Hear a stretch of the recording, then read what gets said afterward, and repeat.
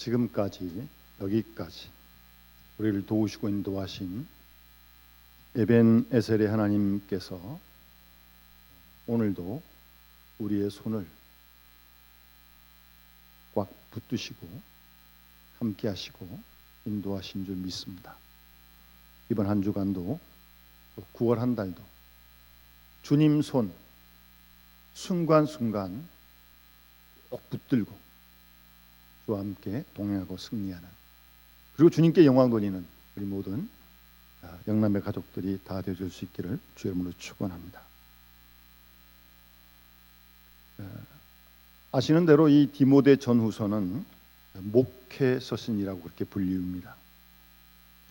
디모데는 사도 바울의 믿음의 아들이며 바울이 교회를 개척하고 옮겨가면 바울이 개척한 그 교회를 목회했던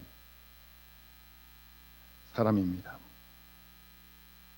사도 바울의 충성단 제자요 동역자입니다. 그토록 사랑하는 디모데에게 오늘 사도 바울은 목회 선배로서 귀한 내용을 교훈하고 있습니다. 디모데 전후서를 가만히 읽어보면 아주 디모데를 향한 바울의 친근한 마음이 느껴지는 그런 부분을 충분히 우리가 느낄 수 있습니다.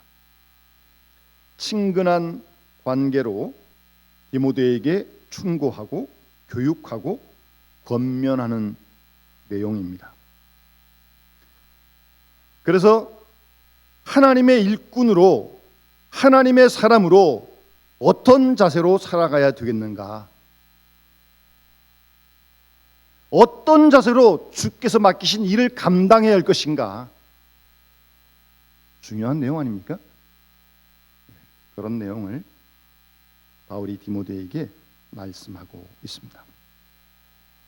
첫 번째 내용은 다른 사람들을 어떻게 교육해야 할 것인가, 어떻게 가르쳐야 할 것인가, 그 내용을 말씀하고 있습니다.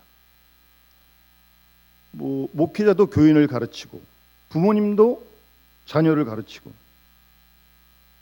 그렇지 않습니까? 그게 우리의 일이잖아요. 교회에서 교회 지도자가 교인들에게 주의 말씀대로 가르치고요. 그런데 여러분, 남을 가르친다는 것이 정말 어렵습니다. 내가 낳은 자녀도 부모님이 가르친 대로 다 되지 않지 않습니까? 예? 여러분 말씀하신 대로 다 됩니까? 내가 낳은 자녀도 안 돼요. 하물며 다른 사람을 내가 가르친다는 게 정말 어려운 일입니다. 내 뜻대로 제대로 전달되지 않습니다. 그래서 교육 심리학에 보면 아무리 설득력이 강한 사람도, 그리고 말을 잘하는 사람도 어떤 장소에서 그 시간 어떤 주제를 강의할 때 그 내용이 25%만 전달되면 잘 됐다는 거죠. 이게 무슨 얘기입니까? 그러니까 자기가 말한 내용을 상대방이 100% 다 접수한다, 그런 생각하지 말라는 거죠. 그렇게 안 된다는 거죠. 그러니까 25%만 전달이 돼도 잘 됐다는 그런 통계를 말합니다. 여러분, 내가 한두 마디 해가지고 절대 교육되지 않습니다. 남의 생각을 내 생각으로 끌어당기는 거, 남의 생각을 바꾸어 놓는 거 정말 어려운 일입니다. 그리고 교육이라는 것은 말로 하는 것 아닙니다. 머리로 하는 것 아닙니다. 교육은요, 인격으로 하는 것이고 가슴으로, 마음으로 하는 거예요. 가슴이 열리고 마음이 전달될 때 교육이 되는데, 이 가슴이 열리는 게 얼마나 어려워요. 말하면 되냐고요? 안 된다니까요.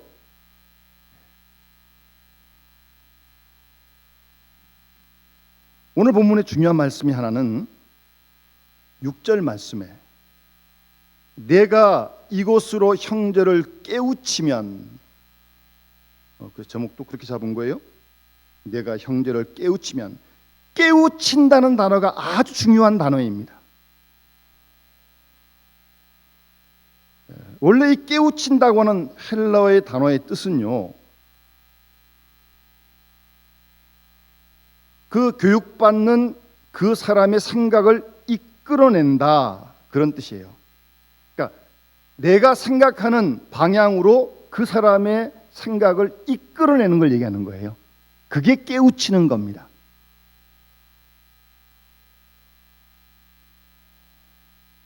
여러분, 교육받는 대상을 놓고 강제로 명령한다고 됩니까? 앉아라, 서라, 가라, 오라, 뭐 이거 안 하면 너 죽인다, 벌 받는다, 상 주고 하여튼 뭐 당근, 채찍,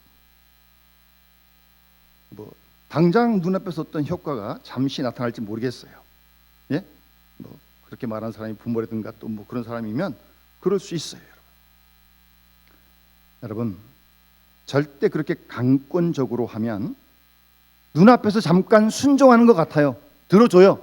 그런데요, 그런 강권적인 명령의 교육 앞에서는 마음은 점점 멀어지는 겁니다, 여러분. 아시겠습니까? 깨우치는 건 그런 게 아니에요. 엄격히 얘기하면 가르치는 거하고 깨우치는 거 달라요. 잘 생각을 해야 합니다. 뭐 큰 소리 쳤는데, 예? 뭐 무서워서 좀 따르긴 하겠지만 마음은 전혀 뭐 상대방에 가 있지 않아요. 깨우쳐야 됩니다. 깨우쳐야 됩니다. 특별히 더 중요한 것은 형제를 깨우친다는 거예요. 형제라는 게 상당히 중요한 겁니다, 지금. 그러니까 교육하는 나나 상대방 피교육자나 너와 내가 다 형제라는 거예요. 형제. 그런 관계성에서부터 교육이 되어지고 그래야 깨우칠 수 있다는 겁니다. 형제라는 사실을 한시도 잊지 마세요. 뭐 자녀도 부모 주신 선물이니까 소유물 생각하면 안 되고요. 특히 교회에서 형제예요. 우리 모두가 다 형제입니다. 절대 교회는 윗사람 아랫사람 없습니다. 나와 그가 수평관계에 있지 절대 수직관계 아닙니다. 그와 내가 함께 같은 배를 타고 있는 거예요. 같은 운명을 가지고 있어요. 같은 아버지를, 하나님을 함께 섬기고 있는 거 아니겠습니까? 그리고 같이 하나님 나라 갈 거 아니에요? 형제예요, 형제. 형제를 깨우치는 거예요, 여러분. 언제나 이 사실을 잊어서는 안 됩니다. 타인이 아니에요. 형제라니까요. 그가 누구든 간에 그 형제를 깨우치는 거예요. 알아듣도록, 받아들이도록, 마음으로 따라올 수 있도록, 스스로 깨닫도록, 예? 그 피교육자가 깨닫도록 깨우친다는 거예요. 쉽지 않습니다. 막 그렇게 스스로 피교육자가 깨닫도록 가르치려면 기다려야 되고요, 사랑으로 기다려야 됩니다. 인내해야 됩니다. 예? 또 너그럼도 있어야 되고요, 지혜도 있어야 합니다. 그래야 깨우치게 할 수 있습니다. 지도자가 없는, 지혜가 없는 지도자들은 소리만 치는 거죠. 왜 말 안 듣느냐? 예? 윽박망 지르는 거예요. 100번 해보십시오. 절대 안 깨우쳐집니다. 겉으로는 뭐 혹하는지 모르겠어요. 마음은 전혀 그렇지가 않아요. 그걸 볼 수 있어야죠, 지도자가. 제가 오래전에 어떤 미국 교육에 관한 다큐멘터리를 한번 본 적이 있었어요. 상당히 오래전이지만 아주 기억에 남습니다. 생생합니다. 미국 애들은 뭐 또 좀 다르잖아요, 우리하고. 이 고등학교 애들인데 서로 좋아한다는 거예요. 그러더니 이 두 녀석들이 양가 부모님 찾아가지고 우리 결혼하겠다고. 고등학교도 졸업 안 한 녀석들이 말입니다. 여러분 자녀가 혹 그랬다면 아마 노발대발 난리 났겠죠. 너 미쳤냐? 정신 나갔냐? 너 그냥 확 그냥 뭐 어떻게 예? 그런데 거기에서 이 기영 내용서는요 아주 멋있어요. 그렇게 하지 않아요. 그래? 너 좋아해? 서로 좋아한대요. 그럼 결혼하겠다는 거예요. 양가 부모님이 깜짝 놀랐죠. 그러면서 그래 좋다. 그러면 결혼하면 평생 살 테니까 일주일만 우리 집에 와라. 그래서 한번 같이 살아보자. 물론 같이 먹고 잠은 따로 자야죠. 좋다고 하자고 들어왔어요. 남자 집에 와가지고 여러분 뭐 사는 게 그런 거 아닙니까? 아침 일찍 식사 준비해야 되고 뭐 학교 갔다 와서 또 집안일도 해야 되고 뭐 가정에 할 일이 얼마나 많아요. 빨래도 하고 다 하는 것도 다 같이. 3일 딱 하더니 여자애가 나 갈게요. 싹 가버리는 거예요. 못하겠다는 거죠. 누가 뭐 가랬어요? 자기 결혼한다고 그랬지. 자기가 겪어보니까 3일 보니까 안 되겠거든요. 자기가 깨달은 거예요. 야 이거 안 되겠다. 그리고 가버렸어요 그냥.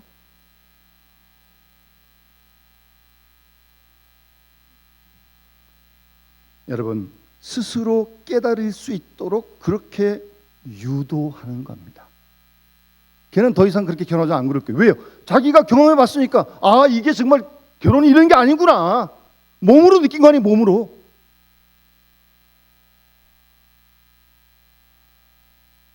그래서 오늘 본문은 말씀합니다. 교인들을 가르치고 자녀들을 가르칠 때 형제를 깨우치라는 거예요. 깨우치라는 거예요. 시간 많이 걸립니다. 예? 기다리면서 깨우치라는 거예요. 스스로 깨달아 알 수 있도록 말이에요.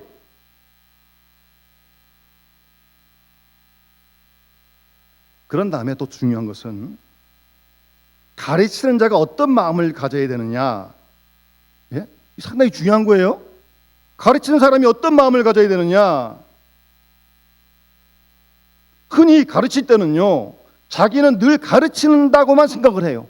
가르치기만 하는 거예요. 자기는 아예 배울 생각 안 해요. 예, 그게 잘못된 겁니다. 오늘 말씀 잘 보세요. 그리스도 예수의 좋은 일꾼이 되어 믿음의 말씀과 내가 따르는 좋은 교훈으로 디모데 내가 양육을 받으리라 그렇게 말씀하고 있습니다. 가르치는 사람도 가르치면서 배우는 거예요.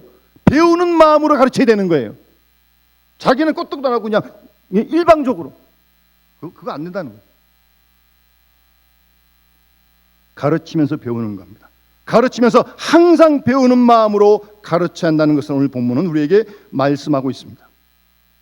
여러분 누구에게 가르치면서 뭐 진실해라 열심히 해라 그러면서 자기 열심히 안 하고 진실 안 하고 그러면서 무슨 가르침이 되겠냐고요. 진실하라고 열심히 하라고 말하는 자기가 진실하고 자기가 열심히 하고 자기도 배우면서 자기를 가르치면서 그리고 가르친다는 겁니다. 난 항상 가르치는 입장에만 있다고 하향식으로 명령해서는 안 된다는 겁니다. 다 같이 그리스도 안에서 우리 모두가 가르치는 자나 가르침받는 자가 모두가 다 배우는 것이 다 같이 성장을 해야 합니다. 다 같이 깨우쳐야 되는 겁니다. 그래서 스스로 양육받는다고 하는 그런 마음을 가지고 있어야 합니다. 남을 양육하면서 나도 양육받고 있다는 거예요.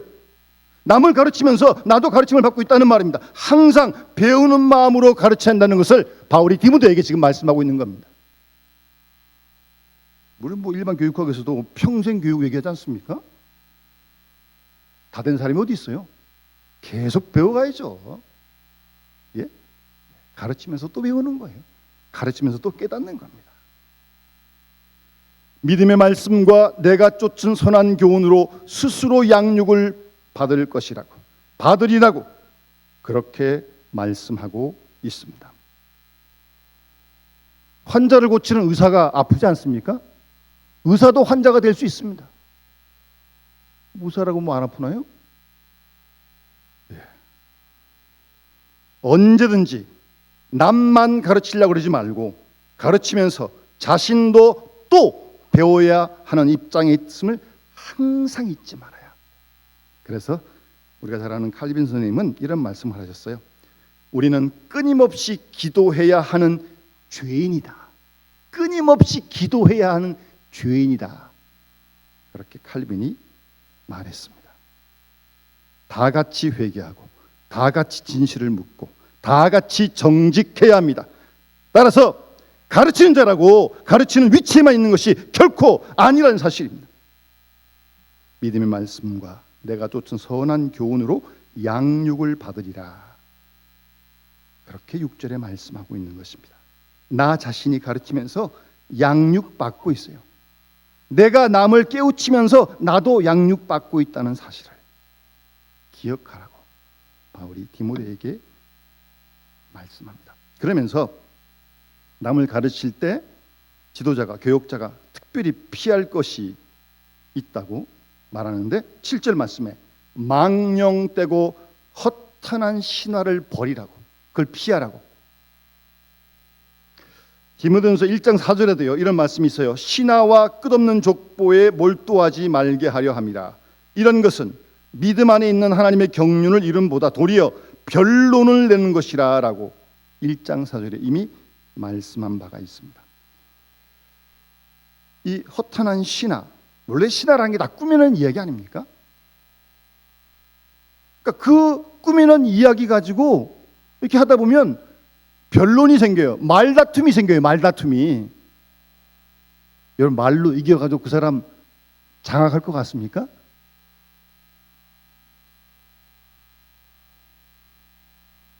논쟁을 피하라는 겁니다. 논쟁을. 예? 논쟁을 피하라는 거예요. 말을 많이 해서 문제를 해결하려고 하는 그런 의도, 말로 상대방을 이겨보려고 하는 그런 태도, 잘못됐다는 겁니다.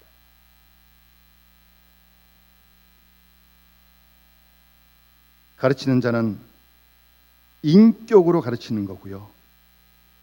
가르치는 자는 가슴으로, 마음으로 가르치는 거예요. 예? 잊지 마세요. 근데 그걸 뭐 말로 이게 뭐라고 논쟁하고 변론하고 그다음부터 교육 안 됩니다. 그래서 그런 걸 피하라. 아무 효력 없다. 그러면서 적극적으로 이제 말씀하시는 거예요. 그런 건 피하고 경건에 이르도록 내 자신을 연단하라. 이 번역은 지금 번역보다 조금 전에 우리 개역 성경 번역이 훨씬 더 이해가 쉽고 빠릅니다. 전 성경에는 경건에 이르도록 연습하라. 경건에 이르기를 연습하라 그렇게 말씀하셨어요. 허탄한 신화 피하고 그런 거 피하고 말 변론하지 말고 경건에 이르도록 연습하고 훈련하라는 겁니다. 여러분 경건이 뭡니까? 우리가 너무나 많이 듣는 단어인데 구체적으로 생각을 해야 돼요. 하나님 앞에 있는 자세, 하나님이 있는 마음, 그게 경건입니다. 늘 마음에 하나님이 계세요. 내가 지금 하나님 앞에 서 있어요. 거기서 지금 말하는 거예요. 거기서 생각하는 거예요. 그게 경건한 신앙 자세입니다. 그런데 그렇게 하나님 앞에 있는 것을, 그 경건을 훈련하라는 거예요. 연습하라는 거예요. 생각만 가도 되는 게 아닙니다. 절대 안 됩니다. 우리의 생각, 감성, 의지, 생활 습관, 우리 모든 문화생활까지 경건이 완전히 젖어들 수 있도록 그렇게 훈련하라는 거예요. 여러분 우리가 생각, 행동으로 옮기고 그게 생활 속에 옮겨가는 걸 다 우리가 원하는데 여러분 생각대로 다 생활하십니까? 생각은 바른데 이게 아직 생활 속에 잘, 말, 인격 속에 잘 나타나지 않아요. 원인은요, 본문 근거로 하면 연습이 아직 덜 된 거예요. 연습해야 됩니다. 훈련해야 됩니다. 그래야 하나님께서 좋은 생각이 우리의 생활이 되고 우리의 인격이 되어지는 거예요. 생각은 뭐 말씀은 있는데 이게 나타나야지. 훈련이 모자라는 거예요. 완전히 부족한 거예요. 저는 뭐 잡기 별로 좋아하지 않고 하지 않습니다. 어쩔 수 없어서 이제 한두 번 친구 목사님들하고 이제 볼링을 할 기회가 좀 있었어요. 몇 번 해보지도 않았는데 어렸을 때 그래서 구슬치기 했거든요. 뭐 공도 크니까 뭐 저 정도면 굴리면 맞겠지. 근데 이게 굴린다고 이게 볼이 제대로 가지 않더라고요. 그래서 같이 하는 친구 목사님이 꽤나 잘해요. 목사님 그렇게 잘하냐고. 그랬더니 하는 말, 목사님, 내가 이 볼링을 위해 얼마나 시간과 돈을 투자한지 아십니까? 10년을 넘게 했대. 그래서 제가 그걸 뭐 몇 번 안 해보고 그걸 욕심내는 건 잘못된 거 아니에요? 생각으로 된 게 아니라니까요. 10년 들여가지고 그렇게 공을 굴렸는데, 그래서 그만큼 하는 건데. 여러분, 경건에 이르기를 연습하고 훈련하면서 그 경건이 생활 속에 나타나려면 시간이 많이 걸립니다. 시간이 정말 많이 걸립니다.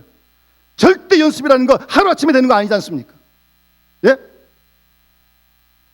마음은 간절하지만 어림도 없습니다. 몸이 안 따라줘요. 몸이. 예?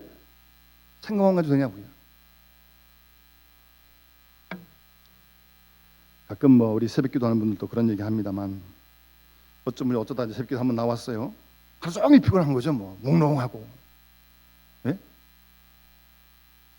그래도 전 고맙더라고요. 특별 새벽기도 한다고 그래도 1년에 딱 2번씩 그렇게. 대단한 거죠 사실은. 왜 그러는 거예요? 왜 그렇게 몽롱한 거예요 하루 종일? 이 연습이 안 돼서 그래요. 연습이 안 돼서요. 그것 또한 3년쯤 연습해야 어느 정도 몸에 익습니다. 예?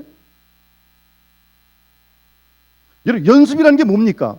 반복하는 거 아니에요. 반복하는데 똑같은 걸 반복해요. 그게 연습 아니에요. 같은 것도 하고 같은 것도 하고. 우리 권사 오늘 귀한 찬양 감사한데 몇 번 연습했는지 잘 모르겠어요. 수십 번 연습하셨겠지 아마. 예? 찬양대 우리 반주하시는 권사님 집사님 안 보여서 그렇지 엄청나게 연습하십니다.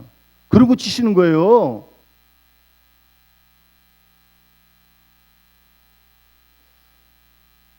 여러분, 지루할 정도로 반복하는 겁니다.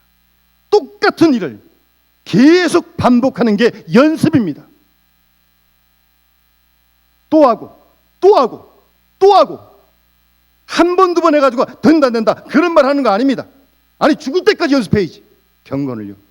하나님 나라 가실 때까지 연습해야지. 꾸준하게 그렇게 연습해야 되는 겁니다.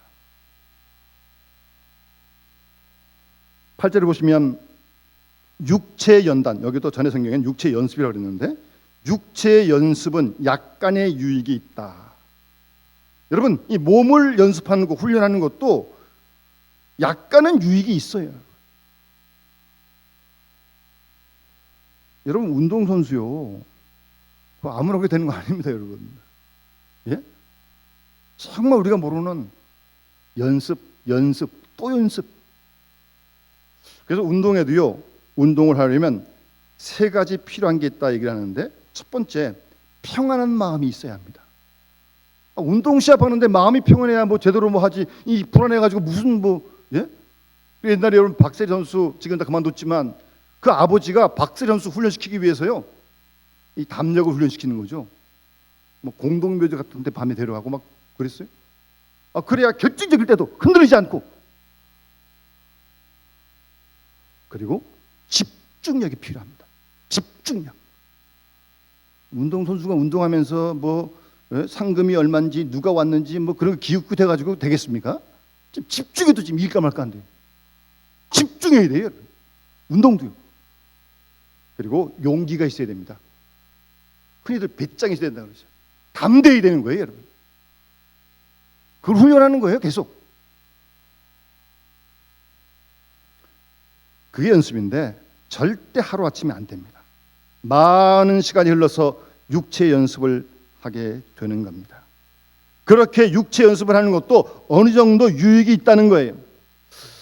제가 어느 그 의학 관련 내용을 조금 본 적이 있는데, 여러분 골다공증 있잖아요. 여자분들이 많은데 남자분들도 있습니다, 원래. 근데 골다공증이 왜 생기느냐? 그 내용은 운동을 안 해서 생긴다는 거예요. 몸을 안 움직이면 골다공증이 온다는 겁니다. 필요한 만큼 운동을 안 했기 때문에 멀쩡한 몸이 그렇게 텅 비어 돌아간다는 얘기입니다. 우리의 육체 건강을 위해서도 꾸준하게 연습하고 훈련해야 되듯이 그것도 약간의 유익이 있는데, 특히 이 정신적으로, 신앙적으로, 영적으로 이 경건의 훈련, 금생과 내생이 지금 보장된다고 그러잖아요. 금생과 내생이 약속이 있는 아주 유익한 경건의 훈련을 더 적극적으로 지금 말씀하고 있는 것입니다. 이렇게 예배드리는 거 훈련입니다. 성경 읽는 거 훈련입니다. 말씀을 묵상하는 거, 찬양 부르는 거 다 훈련입니다. 많은 시간 반복해서 열심히 꾸준하게 훈련해야 흔들리지 않는 그런 믿음에 도달하게 되고요. 세상을 떠날 때, 정신이 오락가락할 때도 그렇게 훈련이 돼 있어야 찬송 부를 수 있는 겁니다, 여러분. 감사할 수 있는 거예요. 따라서 항상 목적을 새롭게 하고 꾸준한 인내가 있어야 되고 절제가 있어야 됩니다. 절제 훈련이 있어야 합니다. 모든 일에 말입니다. 그래서 경건에 도달하게 되는 거예요. 그 경건의 훈련을 연습하라고 계속 말씀하고 있습니다. 여러분, 이 세상에 하루아침에 쉽게 되는 게 어디 있냐고요? 하나도 없습니다. 하물며 세상 일도 그런데 보이지 않는 하나님을 믿는데 경건의 훈련 엄청나게 해야 됩니다. 계속 해야 됩니다. 꾸준하게 해야 됩니다. 말씀을 계속 붙들고 기도하고 찬송하고, 다른 방법 없습니다. 그렇지 않으면 툭툭툭 이상한 것들이 자꾸 나오게 돼 있어요. 사람은 다 거짓되고 부패한 게 우리 인간의 마음인데, 타락한 아담의 후손들 말입니다. 제 조카가 바이올린을 좀 하는데, 유명한 바이올리니스트는 아니지만 이 턱에 항상 멍자국이 있어요. 이 왼쪽 턱이. 아니, 얼마나 했으면 여기 이렇게 항상 멍이 들어있다니까요. 그래서 그런 얘기 있잖아요. 그런 악기라는 사람들도요, 하루를 연습 안 하면 자신이 알고, 이틀 연습 안 하면 전문가가 알고, 3일 연습 안 하면 보통 사람도 다 안다는 겁니다. 하루에 5시간씩 연습해요. 5시간.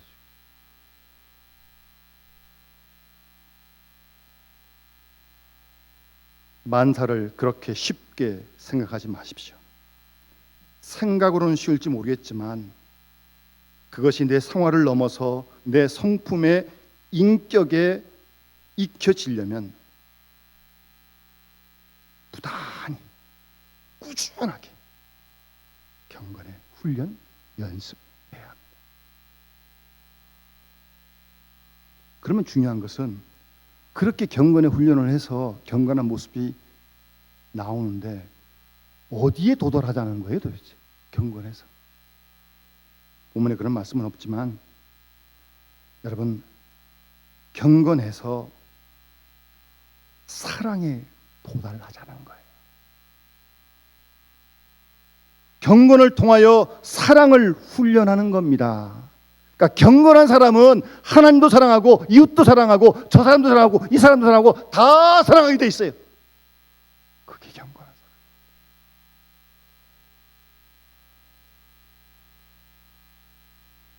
그런 수준에 이룰 수 있는 경건을 훈련해야 한다는 말씀이고요.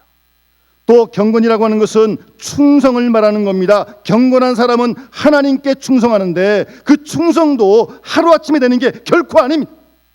맹세한다고 되는 것도 아니에요. 오랜 시간 동안 하나님 앞에, 교회 앞에 충성하는 걸 훈련해야 됩니다. 그래야 그게 몸에 배는 거예요. 절대 하루아침에 안 됩니다. 충성하는 것도 그렇고요, 진실하는 것도 마찬가지입니다. 거짓말에 익숙해 있고 요령과 꾀에 몸에 밴 사람이 어떻게 진실할 수 있겠냐고요. 안 됩니다. 그건 절대. 진실도 훈련해야 됩니다. 그거 훈련해야 됩니다. 특별히 순결한 것, 거룩한 것, 성결한 것도 계속 훈련해야 됩니다. 깨끗하게 사는 훈련 매일매일 해야 됩니다. 우리가 잘 아는 존 웨슬리가 자신의 경건을 위해서 늘 7가지 질문을 자신에게 했답니다. 오늘 그 물음 여러분 스스로에게 질문하시고 속으로 계속 대답하시고 오늘만 아니라 내일 계속해서 이 질문 스스로에게 물으면서 경건 생활을 훈련할 수 있기를 바랍니다. 첫 번째, 웨슬리는 나는 항상 기도하고 있는가? 나는 항상 기도하고 있는가? 기도하는 마음으로 살아가고 있는가? 자신에게 물었다는 겁니다. 두 번째, 너는 순간마다 하나님 앞에서 즐거워하고 있는가? 하나님 앞에서 즐거워하고 있는가? 하나님 앞에서 기쁨이 있는가? 내 마음속에 질문해 보세요. 세 번째, 너는 모든 경우에 감사하고 있는가? 감사 대신 원망이 나오면 그거 경건 아닙니다. 불평 나오면 경건 아닙니다. 경건은 감사하는 마음입니다. 그러니까 감사도 훈련입니다. 너는 항상 모든 경우에 감사하고 있는가라고 스스로에게 늘 물었습니다. 네 번째, 너는 욕심을 내는 것이 없는가? 돈에 대해서, 명예에 대해서, 물질에 대해서 욕심내지 않는가? 내 마음에 욕심이 없는가? 늘 물었다고 합니다. 다섯 번째는 너는 두려워하는 일이 없는가? 여러분, 두려움은 불신앙 아닙니까? 믿음 안에 두려움 없습니다.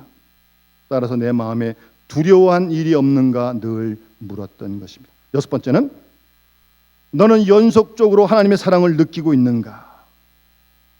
오늘도 이런 일 저런 일 우리가 다 경험하게 되는데 그 속에서 하나님의 사랑을 계속 느끼고 있어야 되는데 혹시라도 그 사랑을 잊어버린 일이 없는가? 어려울 때도 힘들 때도 말이에요. 어려울 때도 하나님 우리 사랑하시는 거 아니에요?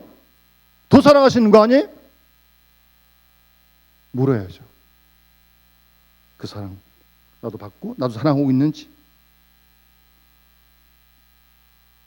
끝으로 말이나 행동에서 하나님을 기쁘시게 한다고 자신 있게 말할 수 있는가? 말이나 행동에서 정말 하나님을 기쁘시게 한다고 내가 자신 있게 말할 수 있는가? 내 말과 내 행동이 하나님을 기쁘시게 하고 있다고 자신 있게 말할 수 있는가? 늘 이 7가지 질문을 웨슬리는 자신에게 물었다고 합니다.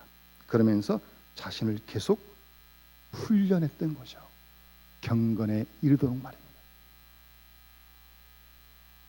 오늘 7절 말씀에 망령되고 허탄한 신화를 버리고 오직 경건에 이르도록 연단하라. 경건에 이르기를 연습하라고 말씀합니다. 많은 시간이 필요합니다. 꾸준하게 연습해야 합니다. 그럴 때 9절 말씀 미쁘다 이 말이여 모든 사람이 받을 만하노라. 이를 위하여 우리가 수고하고 진력하는 것은 우리의 소망을 살아계신 하나님께 두미니 곧 모든 사람 곧 믿는 자들의 구주시라고 10절에 그렇게 말씀하고 있습니다. 육체 훈련도 약간의 유익이 있어요. 유익이 있습니다. 그런데 경건은요 금생과 내생에 지금 생과 나중 우리에게 약속된 영원한 그 생에 유익하다고 그렇게 오늘 말씀합니다. 이 세상과 저 세상까지 유익한 그것이 바로 경건입니다. 오늘 우리가 어려운 시기를 살아가지만 다시 한번 우리 자신의 경건을 점검해야 하겠습니다. 그리고 다시 시작해야 하겠습니다. 이 경건의 훈련을요. 날마다요. 그럴 때 하나님 우리에게 주신 귀한 본문의 약속이 우리 삶에 이어질 줄로 믿습니다. 이 말씀을 기억하면서 360장 찬양을 드릴 텐데 혹시 가정에서 헌금 준비하셨으면 드리시고 뭐 온라인으로 하시고 아니면 나중에 교회 오실 때 가져오시면 되겠습니다.